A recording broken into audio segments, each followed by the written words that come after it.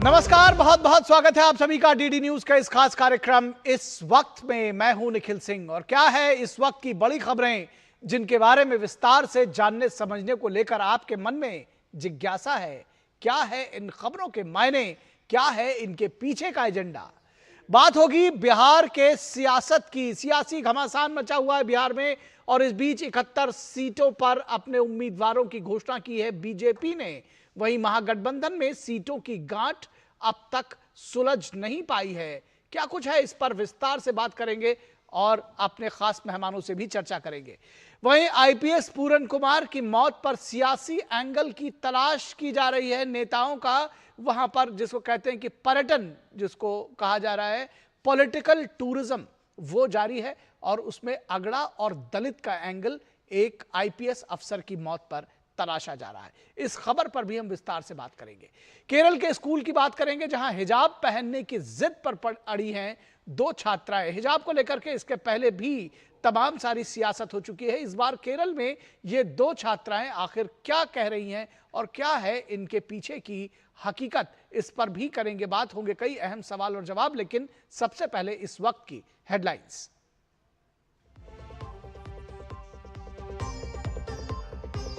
Mongolia के राष्ट्रपति खुरेलसुख-उखना ने नई दिल्ली में प्रधानमंत्री नरेंद्र मोदी से की मुलाकात। द्विपक्षीय संबंधों समेत क्षेत्रीय और वैश्विक मुद्दों पर बातचीत।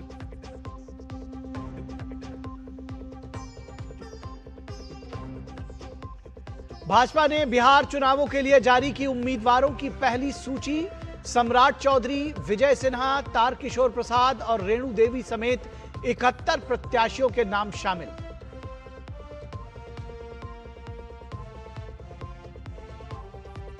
कांग्रेस केंद्रीय चुनाव समिति की बैठक आज। महागठबंधन में नहीं सुलझा सीट बंटवारे का पेच तो कांग्रेस जारी कर देगी प्रत्याशियों की लिस्ट।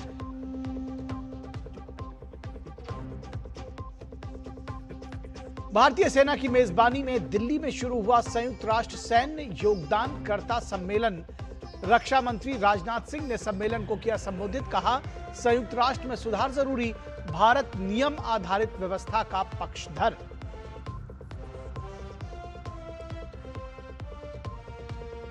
और हरियाणा के आईपीएस ऑफिसर पूरन कुमार की दुखद मौत पर अगड़ा दलित की सियासत जारी। 7 दिनों बाद भी पूरन कुमार के शव का नहीं हुआ पोस्टमार्टम।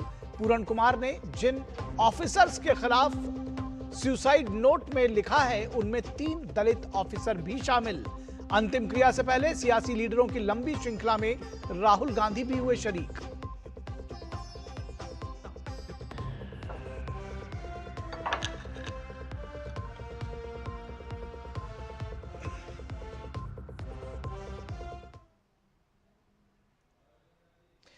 तो सबसे पहले आईपीएस पूरन कुमार की दुखद मौत, जो उन्होंने सुसाइड किया था, उसके बाद जो उस पर सियासत छिड़ी हुई है, इस पूरी खबर पर बातचीत करते हैं और इसके हर एंगल से रूबरू कराते हैं आपको। दरअसल क्यों सियासत ढूंढ रहे हैं इसमें नेता एक आईपीएस अफसर की मौत पर।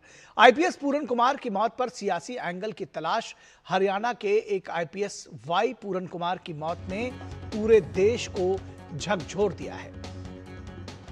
दुख की इस घड़ी में मृतक परिवार के साथ समाज का हर वर्ग खड़ा है, लेकिन सियासत ऐसी है कि दिवंगत आला पुलिस अधिकारी को दलित एट्रोसिटीज से जोड़कर सियासी लीडर राजनीतिक रोटियां सेकने में जुट गए हैं। 2001 बैच के भारतीय पुलिस सेवा के वरिष्ठ अधिकारी 52 वर्षीय वाई पूरन कुमार ने 7 अक्टूबर को कथित तौर पर खुद को गोली मार ली थी। एफआईआर दर्ज होने के बाद चंडीगढ़ पुलिस ने मामले में के शीघ्र और निष्पक्ष गहन जांच के लिए 6 सदस्यीय एसआईटी का गठन किया। चंडीगढ़ पुलिस ने कहा कि वो मामले की निष्पक्ष और पारदर्शी तरीके से जांच कर रही है।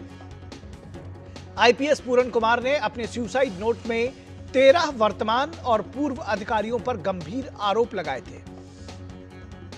एसआईटी एफआईआर दर्ज करके सभी पहलुओं की गहन जांच कर रही है। हरियाणा सरकार ने डीजीपी का अतिरिक्त कार्यभार सीनियर आईपीएस अधिकारी ओम प्रकाश सिंह को सौंप दिया है। डीजीपी शत्रुंजीत कपूर को छुट्टी पर भेज दिया गया है। यानी जांच में निष्पक्षता का भरोसा पीड़ित परिवार को दिया जा रहा है, लेकिन सियासत इसे दलित का मुद्दा बनाकर हरियाणा की बीजेपी सरकार को कटघरे में लाने की कोशिश कर रही है। इस पूरे प्रकरण में महत्वपूर्ण तथ्य यह है कि आईपीएस पूरन कुमार ने अपने सुसाइड नोट में जिन 13 अधिकारियों के नाम लिखे हैं, उनमें 3 दलित अधिकारी भी शामिल हैं। फिर इस दलित एंगल को बार बार क्यों सामने लेकर आया जा रहा है, सियासत समझी जा सकती है। पूरन कुमार आत्महत्या से तुरंत पहले जिस एक अधिकारी के प्रमोशन से आहत थे, वो भी दलित हैं। आईपीएस पूरन कुमार की आत्महत्या दुखद और हृदय विदारक है, लेकिन ये कतई दलित उत्पीड़न नहीं हो सकता, जैसा प्रियंका गांधी बता रही हैं। कांग्रेस महासचिव प्रियंका गांधी ने एक्स पर पोस्ट किया कि हरियाणा के वरिष्ठ आईपीएस अधिकारी श्री वाई पूरन कुमार जी ने हाल ही में जातिगत उत्पीड़न से तंग आकर आत्महत्या कर ली थी। उनका परिवार न्याय के लिए भटक रहा है, लेकिन कोई सुनवाई नहीं हो रही है।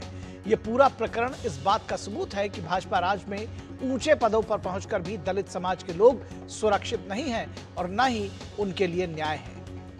तो आम आदमी पार्टी के नेता और कांग्रेस पार्टी में बयानबाजी की होड़ लगी है। पंजाब के मुख्यमंत्री भगवंत सिंह मान ने शनिवार को हरियाणा के आईपीएस अधिकारी वाई पूरन कुमार की मौत को समाज के मुंह पर तमाचा बताया।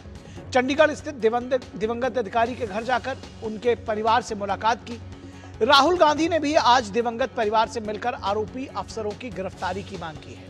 पीड़ित परिवार से हुई बातों और उनकी मांगों पर राहुल गांधी ने कहा कि उनका अपमान किया गया, उनका करियर खत्म किया गया और अब उनके परिवार का सम्मान जल्द से जल्द वापस किया जाए। परिवार की मांगे एकदम जायज हैं। ये सिर्फ एक परिवार की बात नहीं है, बल्कि पूरे दलित समाज से जुड़ा मुद्दा है। अब सवाल ये उठता है कि आईपीएस पूरन कुमार की पत्नी खुद हरियाणा में आला अधिकारी हैं। सरकार में उनकी बड़ी भूमिका है। इस हालत में एक अफसर को न्याय न मिलने की बात सियासत से ज्यादा हकीकत कम होगी। निष्पक्ष जांच को थोड़ा वक्त दिया जाना चाहिए। सियासत इस मुद्दे को बेवजह उलझा रही है।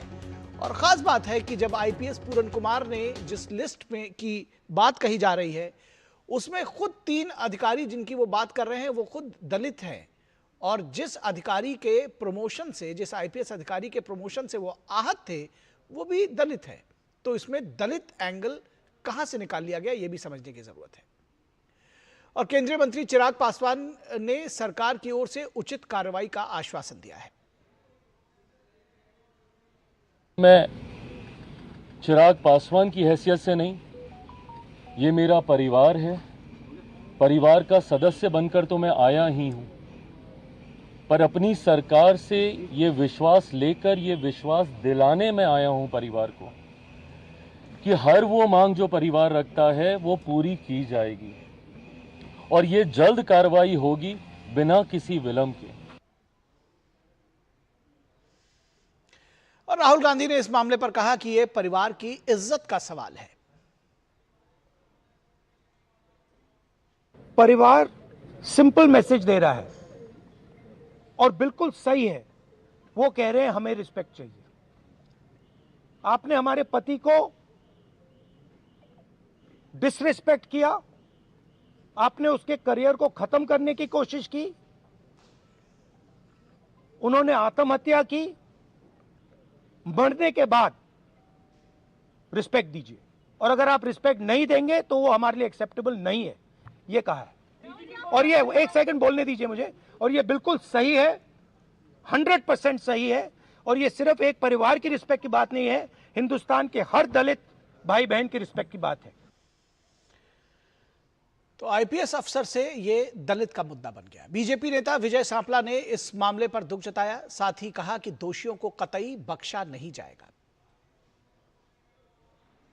हरियाणा के बहुत ही सीनियर आईपीएस ऑफिसर्स ਜਿਹੜੇ ਕਿ एडीजीपी रैंक ਦੇ ਉੱਤੇ ਸੀ, ਉਹਨਾਂ ਦੀ ਆਤਮ ਹੱਤਿਆ ਦੀ ਕਵਰ ਜਿਹੜੀ ਹੈ ਸਾਡੇ ਸਾਰਿਆਂ ਦੇ ਦਿਲਾਂ ਨੂੰ ਝੰਜੋੜ ਕੇ ਰੱਖਿਆ ਹੈ। ਸਾਨੂੰ ਸਾਰਿਆਂ ਨੂੰ ਉਹਨਾਂ ਦੇ ਐਸੇ ਮੌਕੇ ਜਾਣ ਦਾ ਬਹੁਤ ਦੁੱਖ ਹੈ। ਅਸੀਂ ਸਾਰੇ ਇਸ ਦੁੱਖ ਦੀ ਘੜੀ ਦੇ ਵਿੱਚ ਪੂਰੇ ਪਰਿਵਾਰ ਦੇ ਨਾਲ ਖੜੇ ਹਾਂ ਔਰ परिवार के हर दुख सुख के हर तरह की जिथे भी उन्होंने किसी तरह की भी मदद की लोड़ हुई, असीं उन्हां नाल खड़े हैं। ਔਰ ਸਾਨੂੰ ਇਸ ਚੀਜ਼ ਦਾ ਵੀ ਜਿਹੜੀ ਸੰਤੁਸ਼ਟੀ ਹੈ ਕਿ ਹਰਿਆਣਾ ਦੇ ਮੁੱਖ ਮੰਤਰੀ ਨੇ ਕਿਹਾ ਹੈ ਕਿ ਅਸੀਂ ਕਿਸੇ ਵੀ ਦੋਸ਼ੀ ਨੂੰ ਬਖਸ਼ਾਂਗੇ ਨਹੀਂ, ਜਿਹੜਾ ਵੀ ਦੋषी होएगा ਉਹਨੂੰ सजा पूरी मिलेगी। और इस खबर में एक और एंगल जुड़ गया है। एक ताज़ा खबर यह है कि रोहतक साइबर सेल में तैनात एएसआई ने सुसाइड कर लिया। दरअसल ये वही एसआईटी है जिसमें ये एएसआई शामिल था, यानी कि इस पूरे मामले की जांच कर रही जो टीम थी उसमें एक एएसआई ने सुसाइड कर लिया है। उसने भी खुद को गोली मारकर आत्महत्या कर ली। 3 पेज का सुसाइड नोट लिखा है और एक वीडियो मैसेज भी वो छोड़कर गया है। आईपीएस वाई पूरन कुमार पर लगाए गए गंभीर आरोप थे। भ्रष्टाचारी अफसर था वाई पूरन कुमार, ये उसने अपने सुसाइड नोट में लिखा है। उसके खिलाफ बहुत से सबूत मौजूद हैं। ये एएसआई जिसने अभी आत्महत्या की एसआईटी में, ये उसकी सुसाइड नोट के वक्तव्य हैं। उसने लिखा है कि जो आईपीएस वाई पूरन कुमार जिसके पूरे मामले की हम आपके सामने चर्चा कर रहे हैं, जिन्होंने एक हफ्ते पहले 7 अक्टूबर को दरअसल आत्महत्या कर ली थी, उनके विषय में इस आत्महत्या करने वाले एएसआई ने लिखा है कि वो बहुत भ्रष्ट थे, उनके खिलाफ बहुत सारे सबूत मौजूद हैं, गिरफ्तारी के डर से उन्होंने सुसाइड किया था, जातिवाद का सहारा लेकर किया गया सिस्टम को हाईजैक, मैं अपनी शहादत देकर कर रहा हूं जांच की मांग और इस भ्रष्टाचारी परिवार को छोड़ा न जाए। तो इसमें अगर देखा जाए तो एक और नया एंगल आ गया है। इस पूरी खबर पर बातचीत करने के लिए हमारे साथ हमारे संवाददाता गुरप्रीत जुड़े हुए हैं और उसके साथ ही साथ हमारे कंसल्टिंग एडिटर विनोद मिश्रा वो भी जुड़े हुए हैं। पहले गुरप्रीत के पास चलेंगे। गुरप्रीत, क्या ताज़ा अपडेट है इसमें, आप बताइए, क्योंकि जिस तरह से एएसआई ने आत्महत्या कर ली है उससे तो ये पूरा मामला एक नया मोड़ लेता हुआ दिख रहा है। देखिए निखिल, ये जो पूरा मामला है इसमें एक चंडीगढ़ पुलिस ने एसआईटी का गठन किया है जो 6 सदस्यीय एसआईटी है जो कि 11 अक्टूबर से रोहतक में और इस मामले की जांच कर रही है। ये जो एसआईटी है इसमें सीनियर आईपीएस अधिकारी भी हैं, इंस्पेक्टर लेवल के अफसर भी हैं और IG Pushpendra Kumar, SSP Kanwardeep Kaur, SP city KM Priyanka, DSP Charanjit Singh, SDPO Gurpreet Kaur और इसके साथ ही इंस्पेक्टर जयवीर सिंह राणा इस एसआईटी में शामिल है। अब जब जिस समय ये इन्वेस्टिगेशन बहुत जोर शोर से चल रही है और रोहतक में ये क्यों चल रही है ये भी हम अपने दर्शकों को बताएंगे, मगर सबसे पहले ये बता दें जो लेटेस्ट अपडेट जो अभी कुछ देर पहले आपने बताई, साइबर सेल में तैनात एएसआई संदीप जो है उन्होंने जो है ये एक बहुत ही मंदभागी जो खबर है इस समय आ रही है कि उनका शव जो है मकान में पड़ा हुआ मिला है और ये सब कुछ ऐसे समय में हुआ है जब इस केस को एक्सपेडाइट कर रही है, इसकी इन्वेस्टिगेशन चल रही है। मैं बीच में आपको रोककर ये पूछना चाहूंगा कि ये जिस एएसआई ने आत्महत्या की है क्या वो उस 6 सदस्यीय एसआईटी के मेंबर हैं? नहीं, वो उस 6 सदस्यीय एसआईटी के मेंबर नहीं है क्योंकि इसमें जो लोअर मोस्ट ऑफिसर है, जो सबसे नीचे वाला ऑफिसर है वो इंस्पेक्टर लेवल का है जयवीर सिंह राणा। उससे ऊपर जितने भी SDPO, DSP, SSP, SP, IG level के अधिकारी हैं और वो इस मामले की जांच कर रहे हैं। हाँ। अब ये जो पूरा मामला है इसकी पृष्ठभूमि जरूर अपने दर्शकों को बताना चाहेंगे कि दरअसल हुआ ये था कि एक करप्शन केस जो है वो रोहतक पुलिस के द्वारा एक रजिस्टर किया गया था। उस करप्शन केस में एक जो शराब का कारोबारी है वो पुलिस के पास शिकायत करता है कि मुझसे 2.5 लाख रुपए महीना मांगा जा रहा है पुलिस के द्वारा। वो बाकायदा लिख कर देता है, शिकायत पत्र देता है और इस मामले में एफआईआर रजिस्टर होती है और इसमें गिरफ्तारी होती है सुशील कुमार नाम के गनमैन की जो कि रोहतक में तैनात था। 6 अक्टूबर को ये गिरफ्तारी होती है और ये जो कारोबारी है लिख कर देता है कि मुझे हिमांशु भाऊ गैंग से लगातार खतरा है, मेरे पास पुलिस की सुरक्षा भी मौजूद है, मगर इस बीच मुझे लगातार सुशील कुमार नाम का ये जो कर्मचारी है, जो पुलिस का मुलाजिम है, वो लगातार फोन करता है और मेरे सामने आईजी साहब का, पूरन कुमार साहब का नाम लेता है और वो कहता है कि यदि 2.5 लाख रुपए महीने के दिए तो ठीक से आपका धंधा चल पाएगा और यदि नहीं देंगे तो फिर आपके लिए बहुत परेशानियां होंगी और आगे आपके ऊपर मामले भी रजिस्टर करवाए जा सकते हैं। तो ऐसे में सुशील कुमार की गिरफ्तारी 6 अक्टूबर को होती है और उसके बाद जो दुर्भाग्यपूर्ण खबर 7 अक्टूबर को आती है, जो आईपीएस अधिकारी हैं वाई पूरन कुमार, उनकी खुदकुशी से रिलेटेड खबर जो है वो निकलकर सामने आती है। 3 एंगल से इस पूरे मामले को देखा जा रहा है। जिस तरह से आपने बताया कि अभी लेटेस्ट अपडेट जो इस मामले में सामने आ रही है दूसरा एक जो करप्शन का एंगल है उसकी जांच भी चल रही है, और वो जो जांच चल रही थी वो जो बिजारनिया है, जो एसपी रोहतक थे, उन्हीं की सुपरविजन में रोहतक में चल रही थी।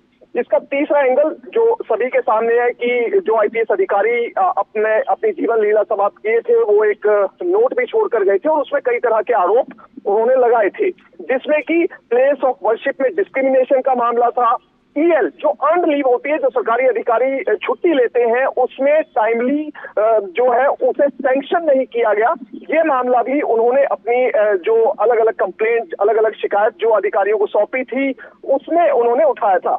इसके साथ ही ऑफिशियल व्हीकल उन्हें ना मिलना, उनके एंटाइटलमेंट के हिसाब से उनको एकोमोडेशन ना मिलना, एक्सकेडर पोस्ट पर उन्हें उनका आईपीएस अधिकारी द्वारा मजाक उड़ाया जाना, या फिर उनके खिलाफ कुछ फर्जी कंप्लेंट्स जो कि उनके द्वारा ऑब्जर्व किया गया उनके खिलाफ की गई।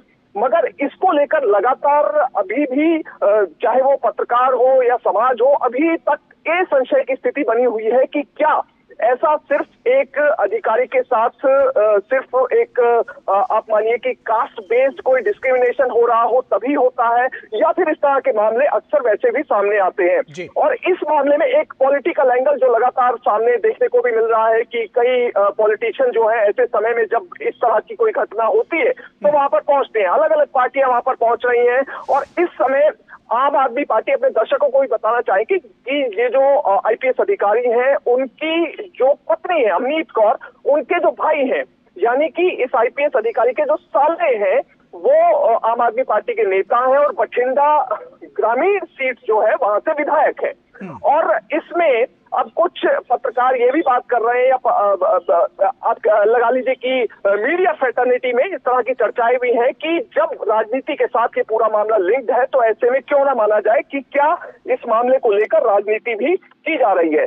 चौथा एंगल इसका ये है कि जी यहाँ पर विजय सांपला जो है, जो केंद्रीय मंत्री भी रह चुके हैं, उन्होंने ये आरोप लगाया है कि आम आदमी पार्टी जिस तरह से पंजाब के मुख्यमंत्री भी इस घर में जाकर आए हैं, आईपीएस के अधिकारी के घर पर जरूर जाना बनता है, मगर मनजिंदर सिंह लालपुरा एक विधायक हैं आम आदमी पार्टी के, जिनके खिलाफ एक दलित महिला ने साल 2013 में एक मामला रजिस्टर कराया। दरअसल गुरप्रीत, ये इस पूरे मामले को एक आईपीएस अफसर सुसाइड करता है जिसके ऊपर भ्रष्टाचार के आरोप थे, उसको दलित और अगड़ा पिछड़ा की राजनीति, जातिवादी राजनीति में लेकर आया गया। दरअसल मेरा कहना यही है। आप हमारे साथ बने रहिए, हमारे साथ विनोद मिश्रा हमारे कंसल्टिंग एडिटर जुड़े हुए हैं। विनोद जी, किस तरह से आप इसको देखते हैं कि आखिर ये एक दरअसल जिसको कहते हैं कि हर चीज में सियासत लाना, और एक आईपीएस अफसर ने आत्महत्या कर ली जिसकी एसआईटी जांच हो रही थी, और अब देखिए इसमें एक और नया एंगल आ गया है कि एक और व्यक्ति ने, एएसआई ने, उसने आत्महत्या कर ली, उसने तो और भी गंभीर आरोप लगा दिए। लेकिन आप अगर टाइमलाइन में देखें तो आप इस केस को थोड़ा सा आपको बारीकी से देखना पड़ेगा। सबसे इंपॉर्टेंट चीज है इस बात को समझना कि एक आईपीएस ऑफिसर है, वो दलित नहीं होता। एक ऑफिसर होता है। इस बात को हमारे सियासतदान को समझना चाहिए कि आप ये देखिए कि उनकी इस दुखद मृत्यु के बाद, ये दुखद आत्महत्या आप इसलिए कहते हैं कि एक वरिष्ठ आईपीएस ऑफिसर को इस तरह से चले जाना शायद किसी को भी एक अच्छा तो नहीं लगेगा। लेकिन सवाल इंपॉर्टेंट इस चीज को है कि सरकार का एक्शन देखना चाहिए। सरकार ने जैसे ही उनके सुसाइड नोट मिले, उस पे जो भी उनके चार्जेस थे सबके लेके, और सब पे गवर्नमेंट ने जो एसआईटी का गठन किया है, आप एफआईआर की कॉपी अभी चला रहे हैं, आप एफआईआर की कॉपी देखिए, लोग इस बात को समझे कि एसआईटी ने उन सभी लोगों पे एफआईआर दर्ज करके वो जांच की प्रक्रिया शुरू कर दी है। इतना इमीडिएट ये काम हुआ है कि सब पे हुआ है। वहां के जो डीजीपी हैं जिन पे उन्होंने चार्ज लगाया था, उन पर को आरोप लगाया था, डीजीपी को छुट्टी पे भेज दिया गया है। ओपी सिंह नए डीजीपी आके उनको कार्यभार संभाला है। आप अगर देखते हैं कि सरकार की मंशा पे आप तब सवाल उठाते हैं जब सरकार एक्शन में नहीं होती है। सरकार अपने तरफ से पूरे एक्शन में है, इसके बावजूद सियासत ये है कि आप एक दलित एंगल ढूंढते हैं, और दलित एंगल ढूंढ के आप एक बात साबित करना चाहते हैं कि ये दलित एट्रोसिटीज है। तो आपको कम से कम समझना चाहिए कि एक वरिष्ठ आईपीएस ऑफिसर जिनकी पत्नी खुद आईएएस है, वो भी एक वरिष्ठ आईएएस अधिकारी हैं हरियाणा में, उनके लिए के आप जब इस तरह की बात करते हैं तो इस सियासत में कितनी बचकानी सी लगती है। मुझे अभी जो बात अभी गुरप्रीत बता रहे थे, मुझे भी हरियाणा के एक पत्रकार ने बताया कि देखिए ये कितना दुखद पहलू है और इस बात पे जो सियासत हो रही है कि खुद जो मैडम ये अभी आईपीएस ऑफिसर के जो पत्नी है वो खुद सीपीएम के टीम में एक जगह पे वो अपनी मीटिंग में थी, सीएम के मीटिंग में खुद उनकी पत्नी है और वो इस बात को उनके सीएम के आवास में ही उनको पता चला, सीएम के साथ में, कि उनके पति ने सुसाइड कर लिया है अपने सरकारी रिवॉल्वर से, और उसके बाद वहां से हटी है। क्या आपको कभी कोई इस बात को अंदाजा लगा सकता है जिनकी पत्नी खुद सीएम के साथ में हो, उस समय में एक मीटिंग में हो, उनके साथ दौरे पे हो और उसका पति वहां है, उसमें कोई दलित एट्रोसिटीज आता है? ये सब जो भ्रामक एक तरह से तस्वीर लाया गया वो कहीं ना कहीं से इस पूरे सियासत ने वो जितनी भी जांच प्रक्रिया है और जितने भी चीजें एसआईटी के सामने में आना चाहिए उसको रोक रही है।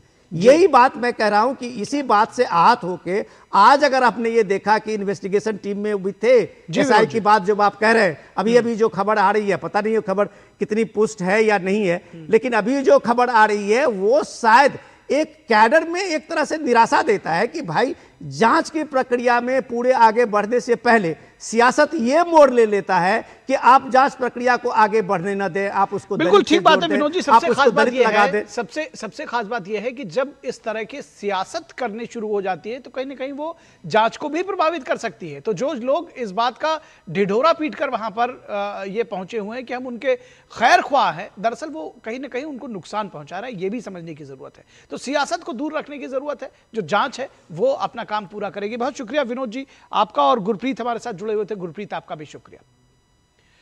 और यहां रुकेंगे एक छोटे से ब्रेक के लिए, कहीं मत जाइएगा। जब ब्रेक के बाद वापस आएंगे तो बात होगी बिहार में सियासी संग्राम की।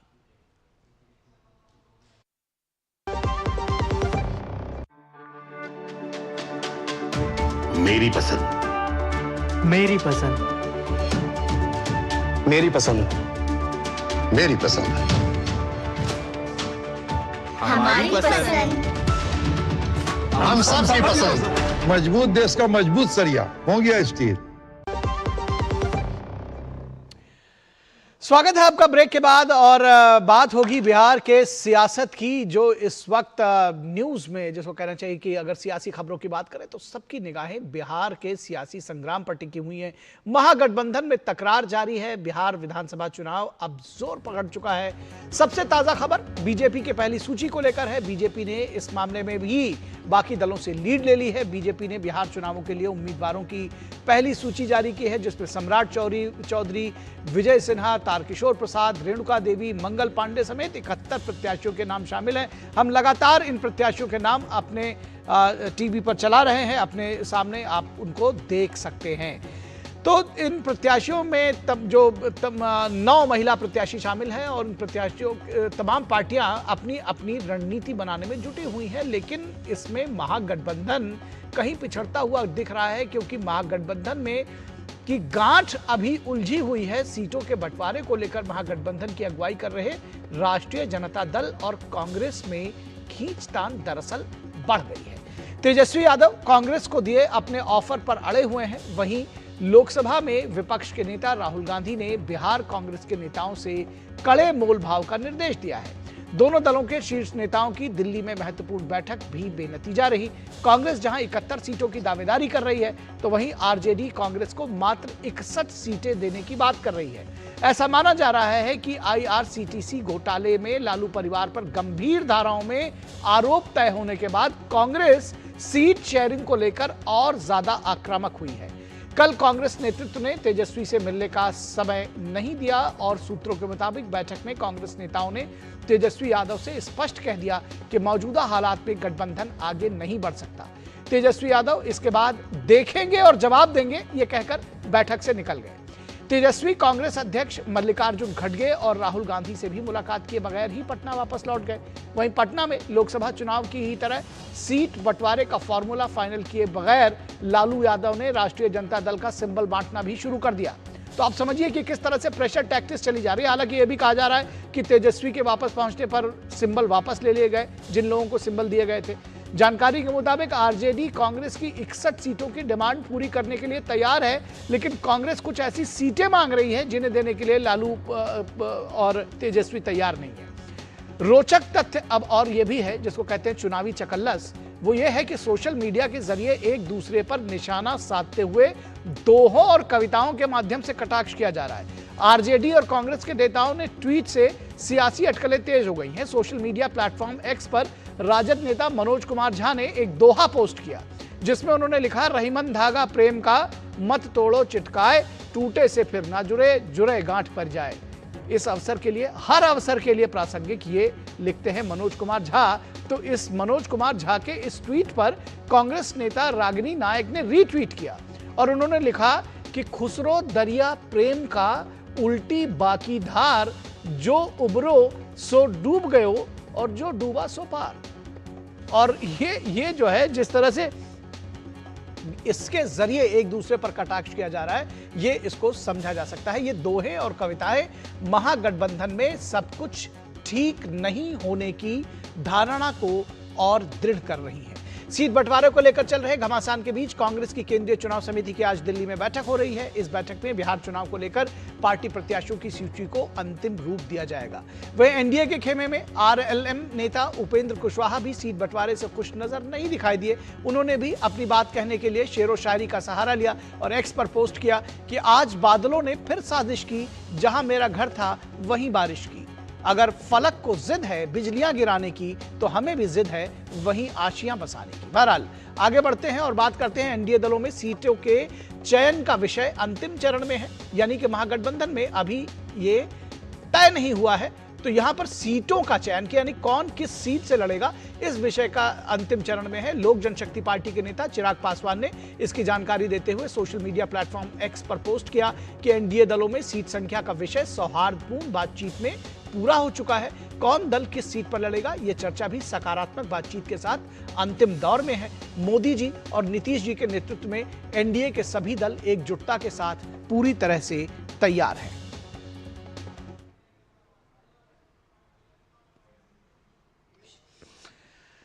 तो राष्ट्रीय जनता दल के प्रमुख तेजस्वी यादव ने चुनावों को लेकर कहा कि हम बिहार जीतेंगे और महागठबंधन में सरकार बनाएंगे, महागठबंधन की सरकार बनेगी, ये उन्होंने दावा किया। हम लोग बिहार जीतने जा रहे हैं, महागठबंधन सरकार बनाने जा रही है और आगे जो बिहार की जो समस्याएं हैं बेरोजगारी जैसी, वो 14 नवंबर के बाद से दूर होना शुरू हो जाएगा। हम लोग जो है जल्द से जल्द जो है ऐलान करने वाले हैं। हमको लगता है कि कल या मैक्सिमम एक आध दिन में जो है इसको हम लोग पूरा कर लेंगे। वहीं बीजेपी नेता सम्राट चौधरी ने कहा कि अंतिम दौर की बैठक में सीटें भी क्लियर हो गई हैं। आदरणीय प्रधानमंत्री जी के नेतृत्व में पूरा एनडीए एकजुट है और लगातार बैठक का दौर चल रहा है, अंतिम दौर में है। बैठकों के माध्यम से सीटों पर संख्या हम लोगों ने क्लियर कर दिया है। अब अंतिम दौर में सीटें बंटवारे का काम चल रहा है। अगले कुछ घंटों में सारे चीजें क्लियर हो जाएंगी। और जदयू नेता संजय झा ने एनडीए को लेकर चल रहे अफवाहों को नकारते हुए कहा कि एनडीए कैसे चुनाव लड़ेगा सबको पता चलेगा, पांचों दल समझदार हैं, मिलकर तय करेंगे। उनको क्यों चिंता है? 5 एलआई ना हम लोग हैं, तो 5 एलआई जब हम लोग हैं तो पांचों एलआई को सीट होगा कि नहीं होगा? लोकसभा में कितना सीट कौन लड़ा था वो भी सामने में है ना। लोकसभा तो सबसे लेटेस्ट है, और जो उनके पास जो 6 एलआई हैं तो उसमें जो बंटवारा नहीं होगा क्या? कुछ भी जिसको मर्जी आके बोल रहा है।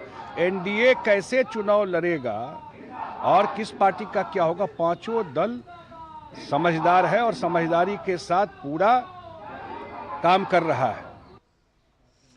और इस पूरी खबर पर बातचीत करने के लिए, चर्चा करने के लिए 3 खास मेहमान हमारे साथ जुड़े हुए हैं। उनसे आपका परिचय करा दें। हमारे साथ इस वक्त दरअसल हमारे संवाददाता भी जुड़े हुए हैं, तो मैं ये कहूं कि 4 खास मेहमान जुड़े हुए हैं तो गलत नहीं है।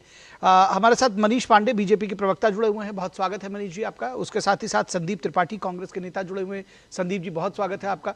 और विनोद मिश्रा हमारे कंसल्टिंग एडिटर जुड़े हुए हैं, स्वागत है विनोद जी। और मधुरेश हमारे साथ जुड़े हुए हैं पटना से लाइव अपडेट्स के साथ। मधुरेश आपका भी स्वागत है। और मधुरेश आपके साथ ही शुरुआत करेंगे, किस तरह की सियासत आप देख रहे हैं, क्या कुछ अपडेट्स देख रहे हैं, क्योंकि बयानबाजी और वो भी आपने अभी देखा होगा कि तमाम शेर व शायरी के जरिए, दोहों के जरिए, चौपाइयों के जरिए अब एक दूसरे पर कटाक्ष भी किया जा रहा है और बयानबाजी भी तेज है। पटना लौटकर वापस पहुंचे हैं तेजस्वी यादव और लालू यादव, किस तरह की गतिविधियां वहां देख रहे हैं, क्या महागठबंधन में कुछ समझ में आ रहा है, कब तक सीटें क्लियर होंगी, क्या कुछ बातें हो रही है? और देखिए, महागठबंधन में तो बैठकों का दौर अभी भी चल रहा है और शेर व शायरी में जो नेता हैं वो डूबे हुए दिख रहे हैं। और एक बड़ी टिकटाठियों की भीड़ अभी भी राबड़ी आवास के बाहर में लगी हुई है, बड़ी संख्या में लोग वहां पे टिकट पाने की आस में खड़े हैं। दूसरी तरफ एनडीए में की बात करें तो एक तो सीट शेयरिंग का फॉर्मूला तय हो गया है, दूसरा कमोबेश ये भी तय हो चुका है कि कौन पार्टी कहां से चुनाव लड़ने वाली है। और यही कारण है कि आज बीजेपी ने अपने 71 जो उम्मीदवार हैं उनके नाम की भी घोषणा कर दी है और इन 71 उम्मीदवार में 9 महिला कैंडिडेट है। इसके अलावा जो संगठन के लोग थे, जो एमएलसी थे, उनको भी बीजेपी इस बार विधानसभा चुनाव लड़वा रही है, जिसमें मंगल पांडे का भी नाम शामिल है। इसके अलावा सम्राट चौधरी भी तारापुर सीट से लड़ रहे हैं। तो कहा जाए तो सिवान और जो तारापुर है वो भी इस बार हॉट सीट होने वाला है। उप मुख्यमंत्री विजय कुमार सिन्हा है, वो भी लखीसराय से लड़ने वाले हैं। तो कहीं ना कहीं वो भी एक हॉट सीट रहेगा इस बार बिहार विधानसभा चुनाव में। और दूसरी तरफ बात की जाए महागठबंधन में, तो स्थिति ऐसी बनी हुई है कि नेता जो है वो आपस में ही एक दूसरे पे कटाक्ष किए जा रहे हैं। रोहित सहनी ने साफ कह दिया कि जो महागठबंधन है वो अस्वस्थ हो चुका है। तो कहीं ना कहीं जो अंदर की जो कला है वो धीरे धीरे करके सामने आ रही है, जनता के सामने आ रही है। और जो फॉर्मूला है अभी वो तय नहीं हो पाया। दूसरी तरफ एनडीए जो है वो इनसे एक स्टेप फॉरवर्ड अभी चल रही है। जी बिल्कुल, एक स्टेप फॉरवर्ड चल रहा है। 71 सीटों की घोषणा कर दी है, पहले ही उन्होंने अपनी सीटों का जो सीट शेयरिंग है वो भी तय कर लिया। विनोद जी, ये जो मनोज झा ने ट्वीट किया था कि रहमन धागा प्रेम का मत तूरे चटकाए, आपको लगता है कि ये कहीं ना कहीं महागठबंधन की जो गांठ है वो बहुत मजबूत होती जा रही है हर बीतते दिन के साथ, या ये एक इलेक्शन गिमिक्स है, दोनों तरफ से थोड़ा थोड़ा कई बार टिकट बांटेंगे, कई बार कहेंगे हम जाके लड़ जाएंगे सो दैट कुछ अपनी सीटें ली जा सके, लेकिन देर तो निश्चित तौर पर हो रही है? निखिल, बीजेपी के जो ये 71 लिस्ट है उससे तो कम से कम महागठबंधन का जो धड़कन तो जरूर बढ़ा दिया है। जी, प्रेशर में आ गए। तो वो प्रेशर में इसलिए आए हैं और इस तरह की दोहे और कविता सब अभी चलेगा, क्योंकि अब ये देखिए कि बीजेपी ने इस 71 सीट में, जहां तक मैं देख रहा हूं, जहां मैं समझ रहा हूं, दोनों प्रवक्ता इस बात को ज्यादा बेहतर समझेंगे कि बीजेपी ने एक तरह से कम इस बार के चुनाव में अपना कोई भी एक एंटी इनकम्बेंसी के जो भी आप कह सकते हैं मीडिया में या सोशल मीडिया में, उसको पूरी तरह से नकार के एक ब्रेव फेस रखा है। जी, इसलिए वो सारे पुराने जो स्टार वार्ड कह सकते हैं बिहार की राजनीति में, उनको सारे लोगों को टिकट दिया गया है। पुनः उनपे एक तरह से आपको भरोसा पार्टी ने जताया है। वो सारे लीडर पुराने कई बार से, पिछले 3 बार 4 बार से इलेक्शन जीतते हारते रहे हैं, उन्हीं पे पार्टी ने अगर भरोसा किया है तो आप कह सकते हैं कि कम से कम एनडीए ने मजबूती से इस बात को ये किया है कि विकास हमने किया है और इसी मुद्दे को हम लोगों के बीच में जाएंगे। शायद उन्होंने एंटी इनकम्बेंसी के जो विपक्ष का अपना ये रहा है उसको एक तरह से पूरी तरह से नकार दिया है।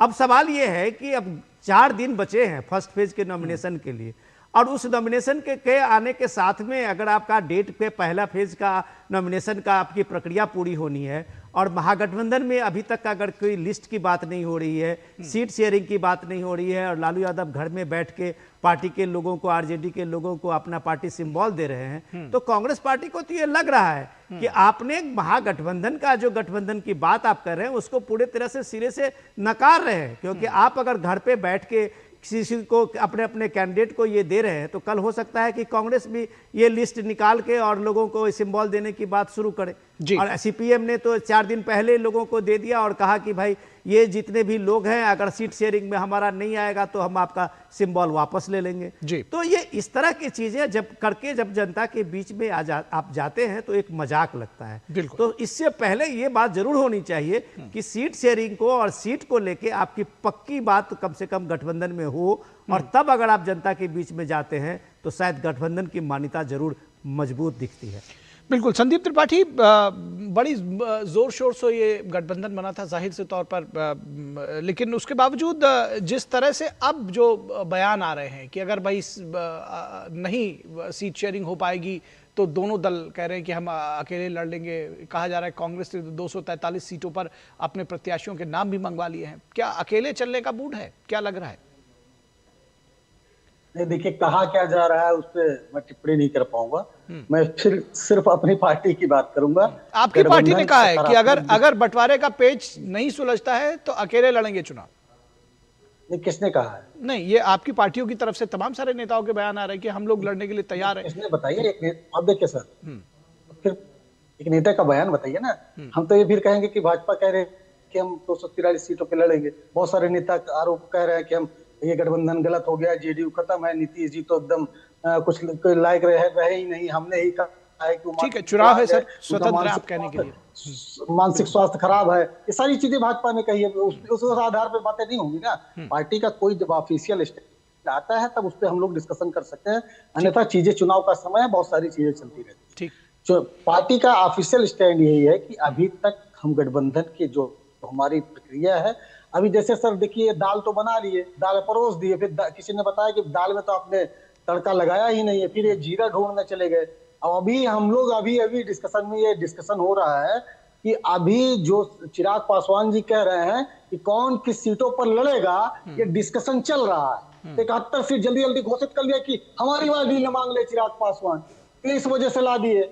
और अभी विनोद जी आपने एक और बात कही कि इनको विश्वास है, इस वजह से जो है ये अपने 3 टर्म के विधायक 3 बार के चुनाव लड़े हुए सीटों को विधायक को या नेता को टिकट दे रहे हैं ना जी। बात ये नहीं है, बात यह है कि नया कोई जुड़ना नहीं चाहता। अब एंटी कमेंसी है तो है, लेकिन मजबूरी है, करे क्या, नया जुड़ना नहीं चाहता। भाई डूबती नाव पर कोई सवारी है, यही एहसान माने उनका कि कम से कम भाजपा का वो नेता टिकट लेने के लिए तैयार है। अन्यथा आप आज बिहार की स्थिति ये है कि कोई चुनाव भाजपा से नहीं लड़ना चाहता, एनडीए से कोई चुनाव लड़ने के लिए नहीं तैयार है। आपकी बात सही है, आपने कहा। मैं आपकी बात पूरी करते हुए ही उसके बाद मनीष पांडे के पास जाऊंगा कि आपने कहा कि भाई उनके यहाँ पर अभी मतभेद है और बात नहीं हो रही है। देखिए इन्होंने 71 सीट जल्दी से घोषित कर दी ताकि कहीं जो चिराग वाली सीट है वो कहीं ना मांग ले। फिर आप दूसरी तरफ कहते हैं कि उनके साथ तो कोई जुड़ना ही नहीं चाह रहा है। तो ये दोनों बातें आपस में परस्पर विरोधाभासी हैं। तो कई बार जब आप इसी चुनावी बयान देने लगते हैं तो भूल जाते हैं कि आपका जो पहला स्टेटमेंट था वो दूसरे को काट रहा है। मैं ठीक है, अगली बार सर। अब चलिए थोड़ा करके बात करेंगे ना, थोड़ी मैं आगे आपकी पॉइंट जरूरी था। चलिए भाई, चलिए 10 सेकंड में करिए, फिर मैं मनीष पांडे के पास जाऊंगा। 10 सेकंड। देखिए सर, पहली चीज आप ये मान के चलिए कि भारतीय जनता पार्टी ने अगर गठबंधन के प्रत्याशी या प्रत्याशी घोषित करने से किसी को एज मिल जाती है तो सर्वप्रथम प्रत्याशी तो जो है सूरज ने किया है, फिर तो उसकी सरकार बन जानी चाहिए। सच्चाई यह है कि कौन किस सामंजस्य के साथ, मजबूती के साथ चुनाव लड़ता है और जनता के मुद्दों पे लड़ता है। तो कुल मिलाकर फाइनली आप ये कहना चाह रहे हैं कि आप गठबंधन के साथ ही जाएंगे, अकेले चुनाव नहीं लड़ेंगे, ये बात तय है? हाँ बिल्कुल, अभी तक बिल्कुल हमारा ये स्टैंड है। ठीक है। मनीष पांडे, आपने सुना ये कह रहे हैं कि भाई आपके साथ तो कार्यकर्ता ही नहीं बच रहे हैं, आपके साथ कोई जुड़ना नहीं चाह रहा है, और जो आपने 71 सीटों पर अभी प्रत्याशी घोषित किए, ये कह रहे हैं कि आप लोगों ने जल्दी से दरअसल घोषित कर दिया है। कैसे देखते हैं, क्या जवाब देंगे आप? आपने सारी बातें सुनी खुद। त्रिपाठी जी ने अभी कहा कि डूबती नाव पर कौन सवार होना चाहेगा। हमने दिल्ली के चुनाव में देखा था कि किस प्रकार से सवार तो था बेचारा, लेकिन नाव ही गायब हो गया था चुनाव से, नाव दिख ही नहीं रहा था। अब सारे सवार नाव को ढूंढ रहे थे कि भाई नाव कहाँ है, चढ़े जरा उस पर सवारी करें, लेकिन नाव गायब था। अभी हम बिहार के चुनाव के संदर्भ में भी यही देख रहे हैं कि सवार तो है, बट नाव जो है घूम घाम के सैर सपाटा करके सुनने में आया है कि शायद आज इंडिया में लॉन्चिंग हुई है। देखिए, ये त्रिपाठी जी बहुत अच्छा बोलते हैं, लेकिन दिक्कत यह है कि इनके जो नेता हैं वह बिहार के चुनाव को कितना सीरियस लेते हैं, या इसी बातों से पता चलता है कि जहां सारे लोग अपनी पार्टी को, गठबंधन को सीट के तालमेल में लगे हुए हैं, वहां वही इनके शीर्ष नेता जो है वह पता नहीं कहां से घूम घाम के जो है पिकनिक बना के लौट रहे हैं। ये तो इनकी चुनाव की गंभीरता है। अब दूसरा पक्ष आप देखिए कि दिल्ली में जब तेजस्वी यादव रहते हैं तो बिहार में लालू जी टिकट बांट देते हैं, और जब बिहार में टिकट बांट देते हैं अपनी पार्टी का, दूसरी बात का छोड़ दीजिए, जब बिहार में लालू जी टिकट बांट देते हैं तो तेजस्वी जी आते हैं तो नाराज होकर वह टिकट वापस लेने लगते हैं।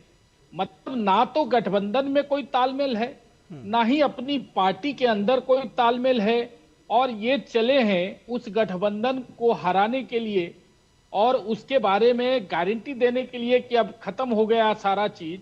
जिसकी खुद की खैरियत नहीं है वो दूसरे की खैरियत की बात कर रहा है। जी। अरे भाई, मैं तो यही कहूंगा, पहले अपने घर को ठीक कर लीजिए। जनता तो आपको कितना चाहती है ये तो पिछले कई चुनाव में पता चल चुका है। इसलिए जनता तो मन बनाए हुए है कि एनडीए का कब कैंडिडेट आए, कब नॉमिनेशन हो और उसको कब बटन दबाने का मौका मिले, ताकि बिहार में फिर से एक बार एनडीए की सरकार बने। लेकिन आप देखिए, चूंकि कारण क्या है, देखिए सबसे बड़ी बात क्या है, दिक्कत क्या है, दिक्कत क्यों हो रही है, ये अभी तक फैसला क्यों नहीं ले पा रहे, उसके पीछे का सबसे बड़ा कारण है कि इनको बिहार के विकास से कोई मतलब नहीं, इनको सिर्फ अपनी सीटें चाहिए। हम 70 सीट पर लड़ेंगे, हम 80 सीट पर लड़ेंगे। आप एनडीए को देखिए कि कहां से कहां कितने लोगों ने कंप्रोमाइज किया। मांझी जी नाराज है, लेकिन उन्होंने कहा कि हमने कंप्रोमाइज किया। उपेंद्र जी नाराज है, वो कह रहे कि हमने कंप्रोमाइज किया। भाई, नाराजगी के बाद लोग त्याग तो कर रहे हैं कि नहीं बिहार का डेवलपमेंट होना है, बिहार का विकास होना है। ठीक है, नाराजगी अलग विषय है, हो सकता है उनके कोई कार्यकर्ता की सीट रही हो, कोई आ रहा हूं संदीप जी, लेकिन बिहार के विकास के लिए एक साथ सारे लोग हैं। लेकिन इन्होंने तो अभी ये तो कह रहे हैं कि खाना पकाया और दाल छौंकाया और क्या किया नहीं किया। भाई, इनका तो चूल्हा ही भी अभी नहीं जला है, और ये दूसरे के दाल पे नजर डाल रहे हैं। भाई, अपने चूल्हे पे डालिए नजर। ठीक, ना तो लाइटर मिल रहा है, ना माचिस मिल रही है, पता नहीं गैस में, सिलेंडर में गैस भी भरा है कि नहीं। ठीक है सर, ठीक है सर, ठीक है, ठीक है। मैं देखिए, दरअसल समय लगभग समाप्त हो चुका है, लेकिन मैं चाहता हूं कि एक राउंड और आओ। विनोद मिश्रा जी, दरअसल पेज कहां फंसा है? मैं चाहता हूं कि 30 सेकंड में प्लीज ये राउंड बिल्कुल खत्म करिए। जो पॉइंट्स आप लोग के पास बचे हुए हैं वो केवल कहिए। विनोद जी, कहां पेज फंसा हुआ है महागठबंधन में, क्यों नहीं हो पा रही बात? मैं त्रिपाठी जी की बात को आगे बढ़ाता हूं कि अगर वो कांग्रेस पार्टी का जो 70-72 का उनका क्लेम है, तो उसके पीछे आरजेडी का भी तो एक तर्क स्ट्राइक रेट का है। कांग्रेस पार्टी ने 2020 में जो स्ट्राइक रेट दिखाया था, उसी स्ट्राइक रेट के आधार पर उनके लिए कहा गया था कि आप 50 सीट पे आप चुनाव लड़ेंगे। अब आपसे कांग्रेस पार्टी से ज्यादा स्ट्राइक रेट वहां सीपीआई-एमएल का है, तो ऑब्वियसली सीपीआई-एमएल का दावा मजबूत बनता है कि भाई वो कम से कम 30 से 32 सीट पे लड़ेगा। क्योंकि अगर इसी बात को लेके, अगर आप दूसरी बात जो मनीष जी कह रहे थे, सीरियसनेस की बात कर रहे थे, कि अब आप देखिए कि पूरे कवर में इलेक्शन शुरू होने से, अनाउंसमेंट से पहले राहुल गांधी 15 दिन के वोट अधिकार यात्रा करके बिहार में वोट चोरी कराए, लेकिन जब वहां पे इलेक्शन अनाउंसमेंट हुआ तब से लेके राहुल गांधी गायब है। तो ये चीज बात जनता को जरूर समझ में आती है कि आप कम से कम चुनाव के लिए और वहां एक दलीय मुकाबला के लिए कितना सीरियस है, ये बात तो लोगों को समझ में आती है। ठीक है, जल्दी से जवाब दीजिए संदीप त्रिपाठी जी, और उसके साथ ही साथ ये जो बार बार कहा जा रहा है, ठीक है, एक पॉइंट ये भी रखिएगा कि ये बात कहा जा रहा है जो पिछली बार आपका परफॉर्मेंस था, आरजेडी अगर उसके हिसाब से आपको तौल रही है तो गलत कहाँ है? सर, हम उसी पॉइंट की बात ये करने जा रहे हैं जी। अब देखिए, विनोद जी का विश्लेषण कैसा है, मतलब जेडीयू वाले स्ट्राइक रेट से तो हमारा स्ट्राइक रेट हमारे हिसाब से बेहतर ही था।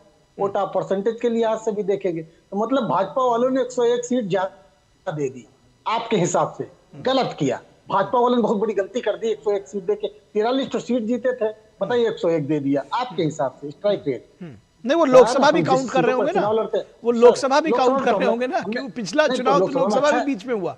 ये लोकसभा का स्ट्राइक रेट हमारा बेहतर रहा है सर, बेहतर रहा, आरजेडी के बराबर रहा है। अगर यही मैं कह रहा था ना सर, ठीक है, अगर आप बात करेंगे के बराबर आरजेडी का क्या स्ट्राइक रेट रहा है भाई?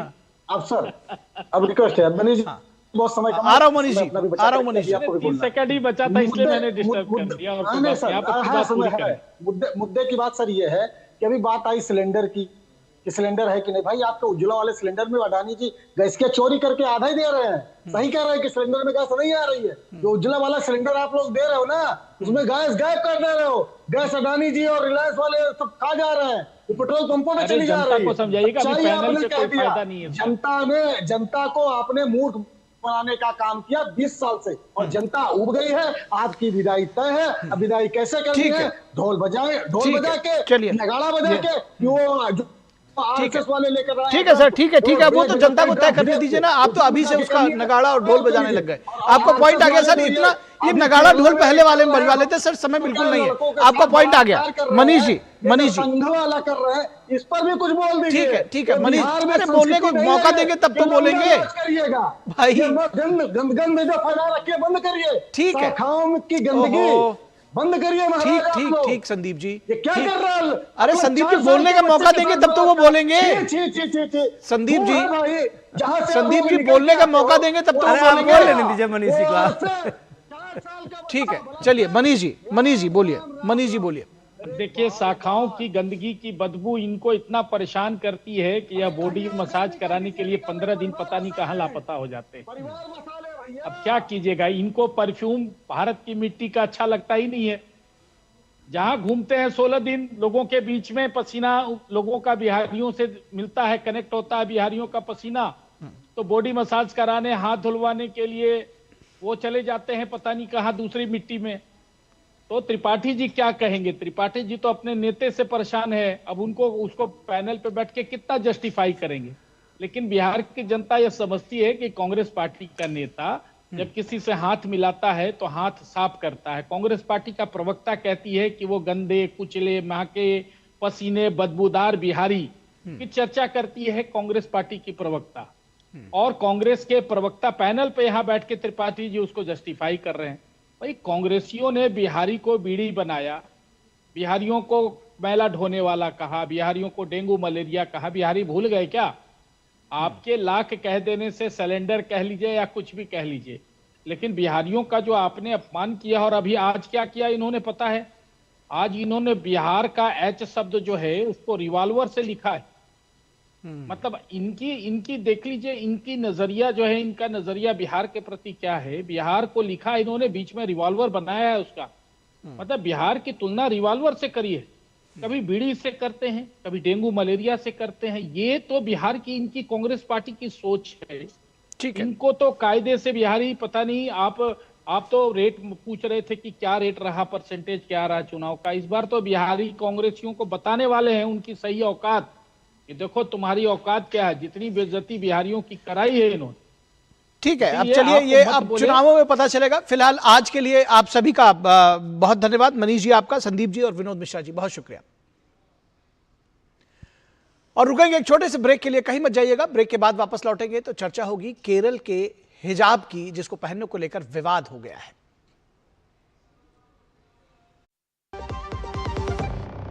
जब धरती चीर कर निकलता है लोहे का पत्थर और मिलता है मोंगिया के जोश से, फिर तपता है, पिघलता है और बनता है फौलाद।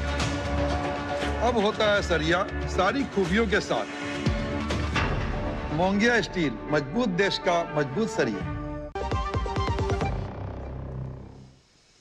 ब्रेक के बाद एक बार फिर आप सभी का स्वागत है और बात होगी केरल के हिजाब विवाद की, जिसको पहले भी केरल में हिजाब पहनने को लेकर विवाद हो चुका था स्कूलों में, और हिजाब पहनने को लेकर विवाद केरल में एक बार फिर से आया है। हिजाब का विवाद हाई कोर्ट पहुंच चुका है। हालांकि अव्यवस्था के कारण स्कूल को 2 दिनों के लिए बंद करने का आदेश दिया गया है। मामला कोच्चि के एक निजी स्कूल का है, जिसमें कॉन्वेंट स्कूल की 8वीं क्लास की छात्रा के हिजाब पहनने पर विवाद गहरा गया है, जिसके बाद स्कूल को 2 दिनों के लिए बंद कर दिया गया। स्कूल की प्रिंसिपल सिस्टर हेलेना आरसी ने सोमवार और मंगलवार की छुट्टी की घोषणा करते हुए कहा कि छात्रा, उसके अभिभावक और कुछ बाहरी लोगों के दबाव के कारण, उसके अभिभावक और कुछ बाहरी लोगों का ये जो दबाव बना हुआ था, दरअसल इसकी वजह से छात्रों में मानसिक तनाव बढ़ गया है। और शिक्षक भी इस मानसिक तनाव का शिकार हुए। इसलिए पेरेंट टीचर्स एसोसिएशन यानी जो पीटीए होता है उसके साथ चर्चा करने के बाद स्कूल बंद कर दिया गया है। पीटीए सदस्य जोशी कैथाल वल्पिक ने बताया है कि स्कूल का पिछले 30 वर्षों से एक ड्रेस कोड रहा है और सभी समुदायों के छात्र इसका पालन करते हुए आए हैं। यानी स्कूल की एक यूनिफॉर्म रही है जिसको बच्चे हमेशा पहनते रहे पिछले 30 वर्षों से। उन्होंने कहा कि हालांकि एक छात्रा के माता पिता उसे सिर ढक कर भेजने पर अड़े रहे। हाल ही में वे एक समूह के साथ स्कूल पहुंचे और हंगामा किया, जिससे छात्रों और शिक्षकों में दहशत फैल गई।